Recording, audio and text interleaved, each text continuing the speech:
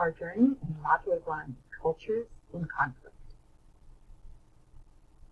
You'll need a few materials for this lesson. You'll need your copy of Thunder Rolling in the Mountains. You'll need your handout 15A, Written Wisdom, Instinct Journal, and a pen or pencil. Okay, boys and girls, for this lesson, you will need everything on this list except for handout 15A. We will do that tomorrow, but not for this day's lesson. Also, you probably don't need a pen or a pencil, to be honest, because you'll be typing into your Wit and Wisdom Instinct Journal, which is your Day 10 Great Minds Teacher Instinct Journal, and your Thunder Rolling in the Mountains. If you need any of these materials, please pause the video now to retrieve them. Remember that the title of this module is Cultures in Conflict, and the essential question that we will be investigating over the course of the whole module is how do cultural beliefs and values guide people. In a previous lesson, we watched part of the film called A Landscape of History to find evidence about what the relationship was like between the Nez Perce and the European Americans, and then how it changed as a result of a growing conflict. We've also learned that the cultures of the Nez Perce and the early white settlers were very different. Cultures sometimes come into conflict over an issue when they do not share the same beliefs and values. We'll take a closer look at that in today's lesson. Think back on the film clip that we watched in a previous lesson. Think about how the two cultures, the Nez Perce and the European Americans, viewed the land itself. Now I want you to think about these questions and record your thoughts in your Instinct Journal. So, boys and girls, you can actually head on over to your Day 10 GMT Instinct Journal, and you can go ahead and answer these three questions. Why was the Nez Perce homeland important to the Nez Perce people? Why was this land important to the United States government and to European American settlers moving west? And what does this tell you about each group's beliefs and values? So really think about what we talked about in Day 9 on Thursday and Friday about why the Nez Perce wanted to keep their land so much and why the U.S. government and the European American settlers wanted that land.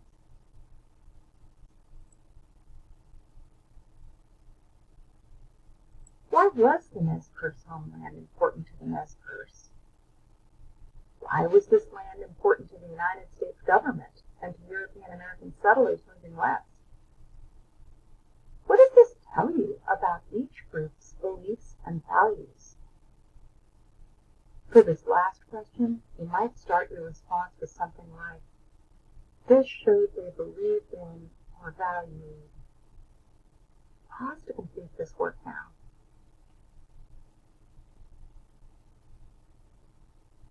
What does a deeper exploration of the character's words reveal in the novel? From what Sandra Bunyan says to the other Nez Perce girls, we learn how angry she is that the settlers have built a cabin on Nez Perce land. We also learn a lot about her personality. I love how bold she is. She is not even afraid at all to confront this man. And on the other side, I learned from Jason Upright and the way that he responded to her. He thinks he has a right to the land and that the Nez Perce are greedy and they have too much land. So today we're going to listen to a read aloud of Chapter 2, Thunder Rolling in the Mountains, with your classroom teacher. I want you to notice and wonder as you listen and follow along and pay very close attention to the characters' words, both the characters we've met already and several new characters that you're going to meet today. I think it's going to help you better understand their beliefs and values. I'll meet you back here once you've had a chance to finish reading Chapter 2 with your classroom teacher. Enjoy! Thunder Rolling in the Mountains, Chapter 2. At dawn, the wind no longer blew from Hawk's Peak. It blew from all three of the towering peaks down upon our village. No fires burned outside that morning because of the wind.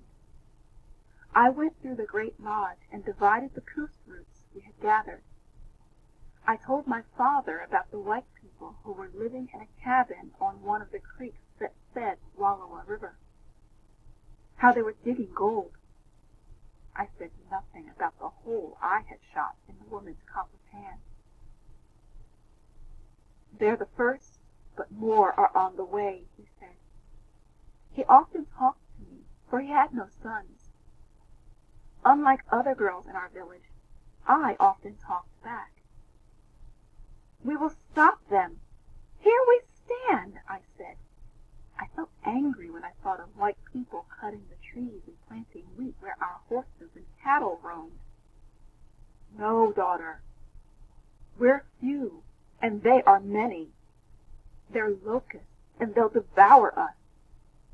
"Not if we stand and fight." "If we fight, they will devour us all the quicker." My father turned his back, which meant that he would not listen to another word. His mind was made up. "I do not like this wind," he said.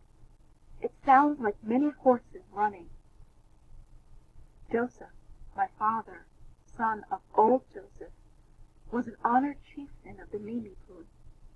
He was their chieftain because he could see far away into the land of the suns and moons that had not yet risen, at the snowflakes before they fell, the small green worm deep in the ruddy apple, the thought before it is spoken. He was a kind, gentle man, for me too kind with the whites. He was not a warrior. "On the backs of the running horses are soldiers," he said. "Their leader is Howard." "The man who has only one arm?" I asked. My father nodded.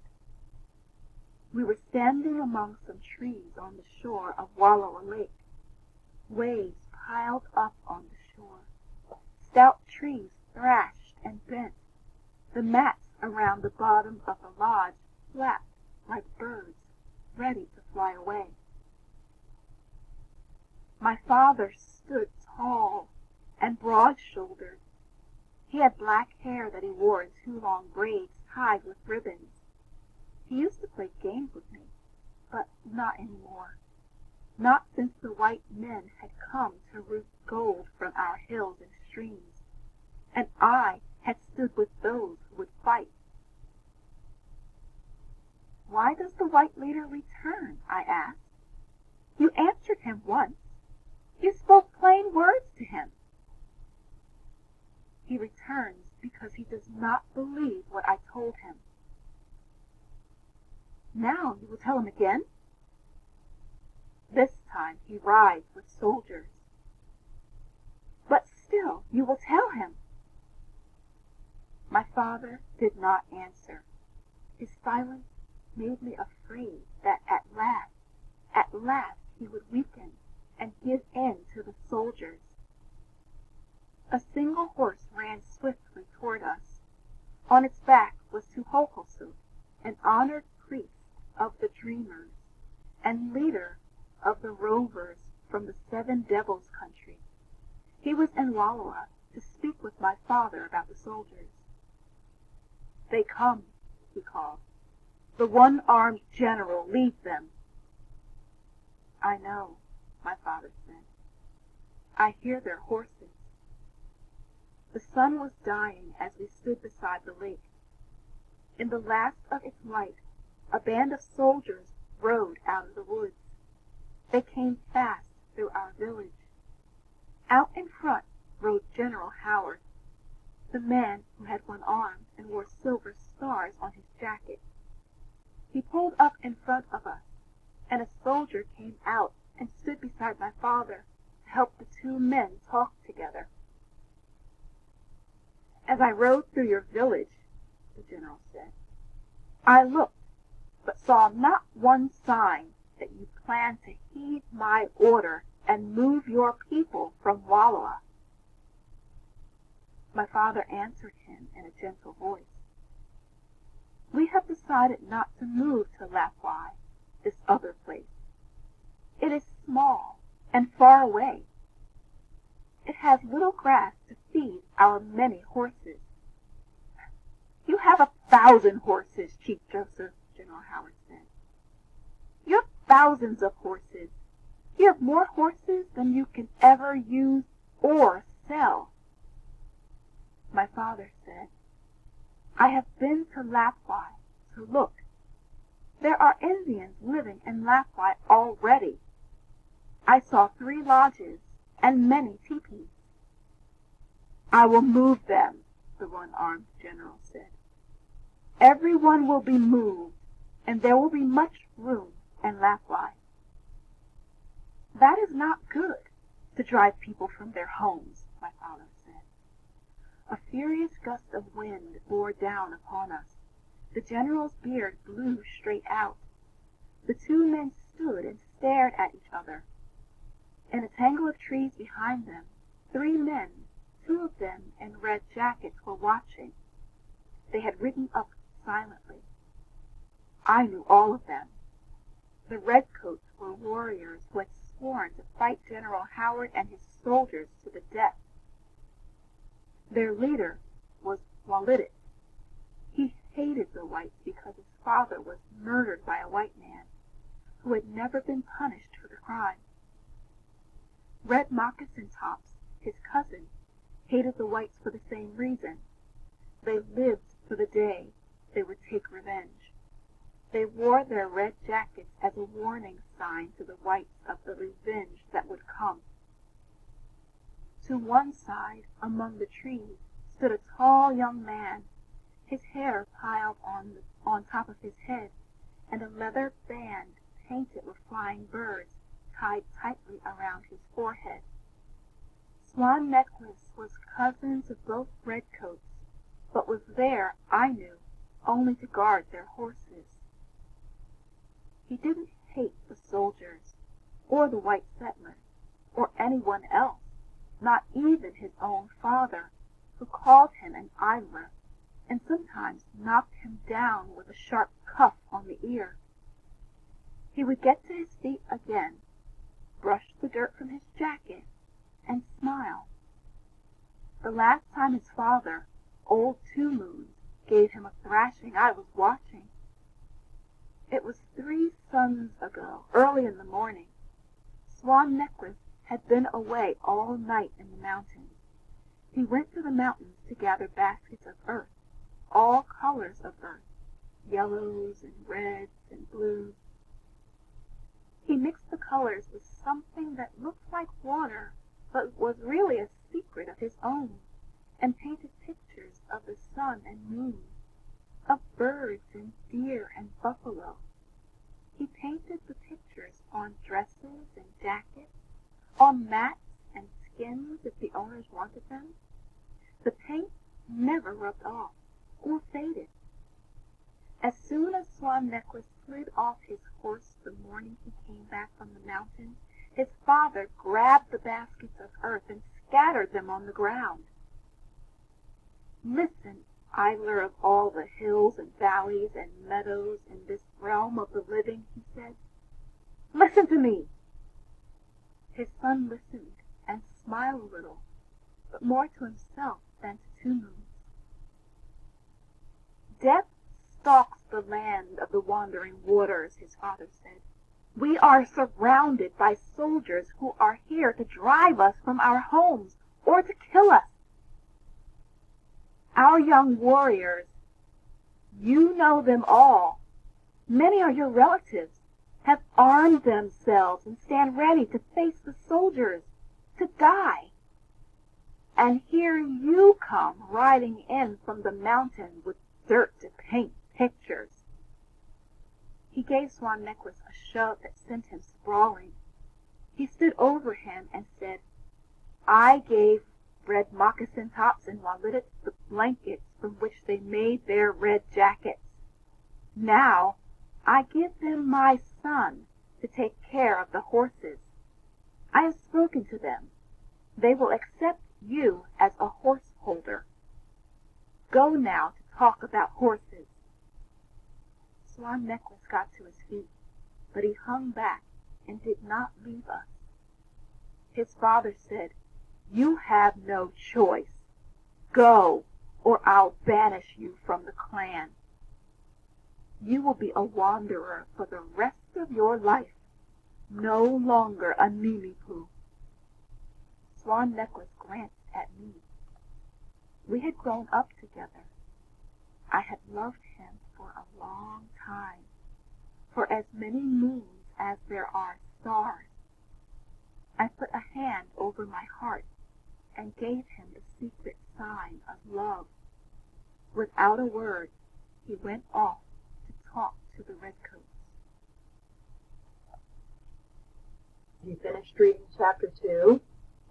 Pause the video and read chapter 2 now if you did not get a chance to do so with your teacher. I'm sorry, boys and girls, I did not mean to start the video there. I meant to bring you to this chapter 2 reading check.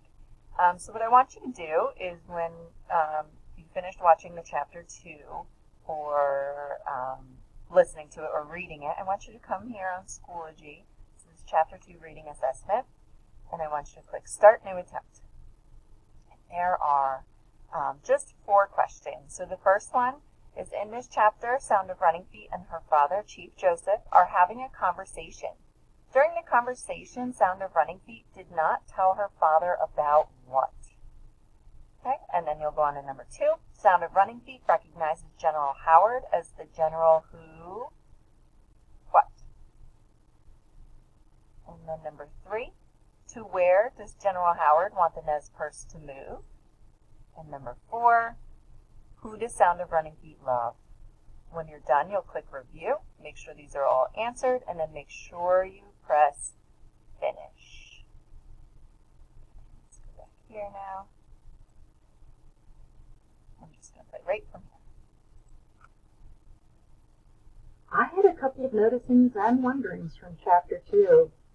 I noticed that Sound of Running Feet says about the settlers, "We will stop them. Here we stand." Well, "here we stand" is that sentence that was all by itself on the back cover of the book. And this makes me wonder if standing or taking a stand is going to play a role in this deepening conflict. I also noticed that when Chief Joseph didn't respond to Sound of Running Feet, his silence made her afraid that he would weaken and give in. And that makes me wonder if what is not said is as important as what is said as I learn more about these characters. I do have a feeling that I'm going to have to pay very close attention to the characters to learn more about their relationships.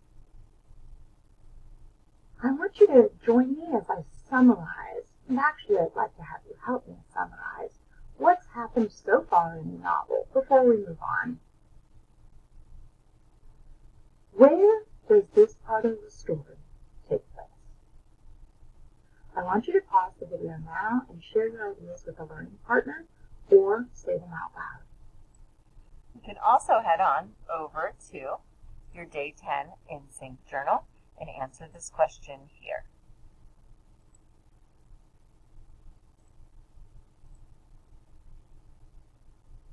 Yes, chapter 2 begins back in Sound of Running Feet's village in an area called Wallowa. Wallowa Valley was also mentioned in the film that we saw, so you can actually imagine what it looks like right near where her village is or in her village. What new characters do you meet? What do you learn about them? I'd like you to pause the video and take a few minutes and jot down a list of the new characters that you met and what you know about each one so far. Okay, so you'll head on over here and answer number 5 right in this box. So list every character that you've met so far and what you know about them. And when you've done, press play.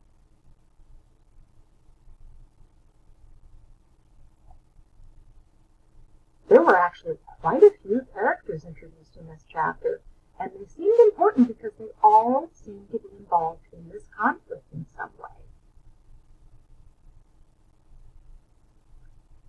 So far, we met Chief Joseph, who was a Nez Perce chieftain and leader, and Sound of Running Feet's father. He is respected among his people, but he is not a warrior. We also met Swan Necklace, who is a young Nez Perce man whom Sound of Running Feet loves. He's not a warrior, but he does take care of the warrior's horses as per her father's directions.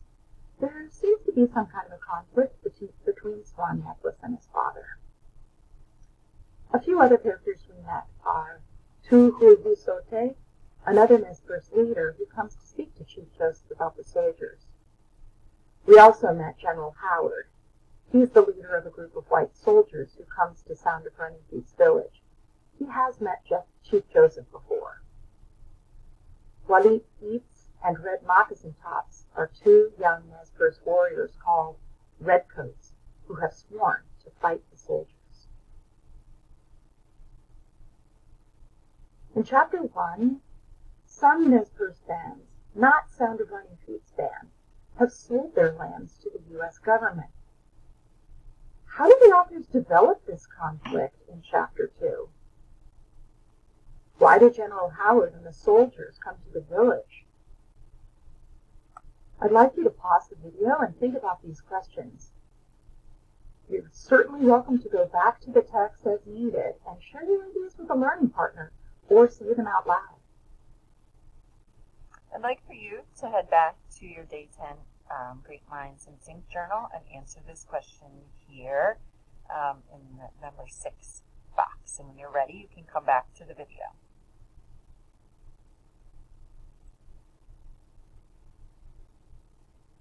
In Chapter 2, we learned that General Howard has ordered Chief Joseph to move his people from the homeland in Wallowa to a place called Lapway, where other Nez Perce are already living. General Howard and his soldiers have come to make sure that Chief Joseph obeys his order to move. You're now going to continue reading Chapter 3 with your classroom teacher. We just talked about the many characters that we met in Chapter 2, and now you're going to begin to learn how each of them is involved in this brewing conflict. Pay very close attention to how the events in this chapter develop the conflict even further, and they're going to build towards an outcome that you will want to read about at the end of this chapter. I'll see you soon.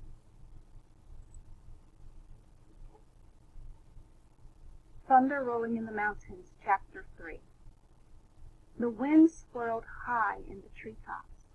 The one-armed general let go of his beard. My father unwrapped the light folds of his blanket. The general said, "Tell me, chief of the Wallowa Nez Perce, one whose intelligence is praised by friends and enemies alike. Tell me, do you believe that I have spoken to you before and speak to you now with two tongues?" "With one tongue only," my father said. "And I, too, speak with one tongue. Believe me when I say that we do not wish to move to Lapwai." "I believe you, Chief Joseph. So you must believe me. I say again to you and to your clan that you must leave Wallowa." My father thought hard. His mouth was closed tight, and his hands were pressed across his chest. He glanced at the snowy peaks, at the blue lake, and at the green meadows fading with the sun. "You do not understand that Wallowa is my home, and you do not understand why." The general was not listening. He said something to one of his soldiers who smiled, but my father did not notice. I noticed and held my breath in fear. "When I had lived on this earth for 10 snows," my father said, "in this beautiful place that surrounds us, I climbed that mountain." He paused and pointed to the mountain with both hands open. "High up, where I could look beyond in all directions, I made a bed on a stone. I had no water and no food. I closed my eyes. I put a pebble in my nose and a pebble in each ear to keep me awake. I floated far beyond the sky, far beyond this world. 5 suns I lay there, my stomach on the cold stone, my mouth burning with thirst. I began to wonder how many suns would rise before my guardian spirit came and spoke to me. The general was still not listening. My father went on.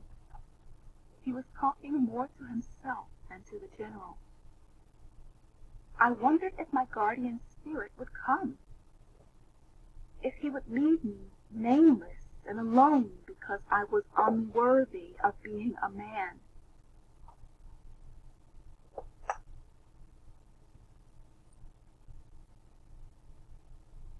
Then, without a sound, out of a quiet night, he came. I could not see him. Whether he was young or old, I cannot say. But clearly I heard him speak a name. I climbed down happy from the snow mountain. Other young men, my friends, had also gone to the sacred place and were given names. We chanted our names until the moon went down and the sun came up. I have many names, but Thunder Rolling in the Mountains is the name that binds me forever to this land of the wandering waters. I am tired of talk, the general said. I have heard enough. You and your people will leave Wallowa before 30 suns come and go. Tuhohoso was walking up and down, staring out from the folds of his blanket. He was a huge man with a fierce eye and a rumbling voice. Who are you to tell us what we must do? He said to the general. You did not make these mountains. The spirit chief made the mountains. He made the streams and meadows, the trees, the grass, the beasts that eat the grass, and the birds that weave it into nests. The spirit chief made everything. Who is this man that will tell us to leave our home, our mother, and go to a place that doesn't belong to us? I am that man, the general said. My father moved between them. I am sure he feared that the hot words would end in a bad fight. Once, when the general first came to Lapwai, he fought with Tuhohoso, put chains on him, and locked him up in the soldiers' jail. I can't move my people to Lapwai now, my father said. The Snake River is flooding. We would need to cross from one shore to the other through torrents of water. Many of my people are women, children, and the old. I have thousands of cattle. Half of them would be swept away. The general pointed a glittering sword at my father. Listen, he shouted. I have heard enough excuses. Now I speak my last words. If you have not moved your tribe from this place before 30 suns have risen and set, then I shall send soldiers with guns to drive you out. My father drew his blanket close about him. I hear your words, he said. I carry them to our people. In 30 suns, we will be gone. There must be no blood. General Howard nodded his head. He did not smile, but there was a glint of pleasure in his eye. He motioned to a soldier. The soldier blew a trumpet, and the band galloped off. My father, watched them cross the meadow, splash through the stream, and swiftly disappear. While he watched them and said nothing, I saw the redcoats scramble out of the bushes. Swan Necklace was waiting with their horses. He got on his own horse, and the three of them rode off. I knew where the redcoats were going. Swift as arrows, they would ride to the village and tell all they had heard. They would say that Chief Joseph had given in to the one-armed general. They would say that Tohohoso had stood up to the general. Every word he had said would be said again. The young warriors would listen to my father, for they loved him, but they would not obey him. They would never leave Wallowa. They would follow Tohohoso to death if that is where he led them. This was good. The idea of being driven away by soldiers to a strange place far from the home I loved made wild thoughts flash through my mind. I saw myself riding into the soldiers' camp with a torch, setting fire to their tents. I saw myself take aim with my rifle and shoot a soldier from his horse. I saw another soldier running across the meadow, and I shot him too.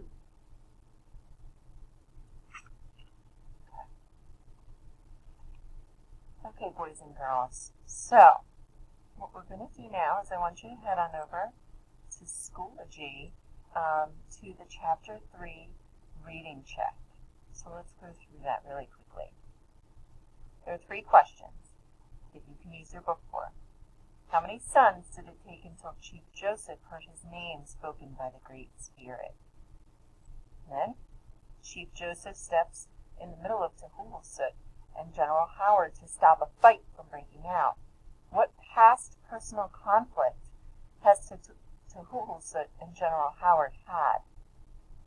And finally, Chief Joseph agrees to what with General Howard? When you're done, press review and finish. And then we have one more thing to do.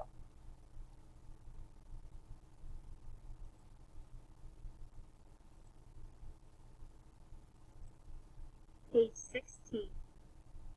I can't move my people to Lapwai now, my father said. The Snake River is flooding. We would need to cross from one shore to the other through torrents of water. Many of my people are women, children, and the old. I have thousands of cattle. Half of them would be swept away. The general pointed a glittering sword at my father. Listen, he shouted. I have heard enough excuses. Now I speak my last words. If you have not moved your tribe from this place before 30 suns have risen and set, then I shall send soldiers with guns to drive you out. My father drew his blanket close about him. I hear your words, he said. I carry them to our people. In 30 suns we will be gone. There must be no blood. General Howard nodded his head. He did not smile, but there was a glint of pleasure in his eye. Right now I want you to focus on what was the threat that made Chief Joseph, Sound of Running Feet's father, decide that he did need to move his people out of Wallowa Valley. Let's focus on these 2 paragraphs right here. So the general, who pointed a sword right at Chief Joseph, said these words. I have heard enough excuses. Now I speak my last word. If you have not moved your tribe from this place before 30 suns have risen and set, then I shall send soldiers with guns to drive you out. So this is what made Chief Joseph decide that he needed to carry his people out in 30 days. And he said this to the threat. There must be no blood.